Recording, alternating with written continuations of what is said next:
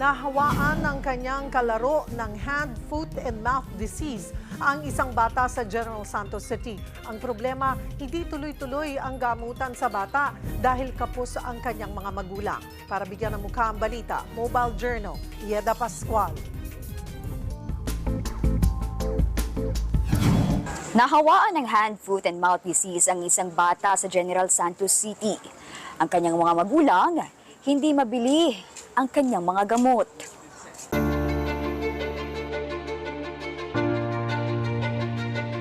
Namumula at nagtutubig ang mga rashes sa muka, kamay at paa ng isang taong gulang na si Zach, nag-iisang anak ni Jenny at Gabriel. Ang bata, nahawa raw sa kalaro nito. Bigla siyang nilagnat.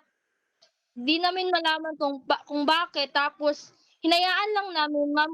Na-shock na lang kami. Pagdating nung gabi, ayaw niya nang dumede.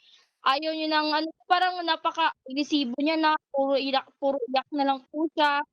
Tapos parang nagmamaga na yung mata niya na parang nanghina na siya. Nag-decide kami na pumunta na lang kami sa isang ospital tsaka pina-admit namin.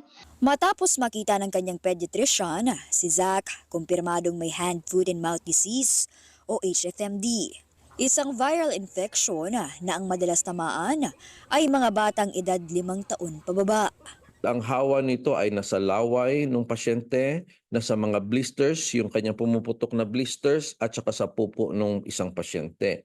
So, pwede po kasing yung mga secretions na yan napunta sa mga play area, kahit sa nga doorknob sa school, pwede po yan. So, turuan natin ang mga anak natin na huwag hawakan ng ating bibig, ilong at mata as much as you can, lalo na kung hindi ka po nakahugas ng kamay.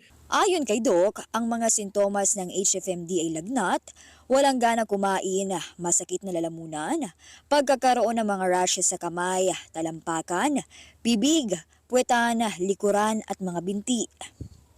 Pwede pong after 1 month, tatanggal yung kuko, pero hindi masakit.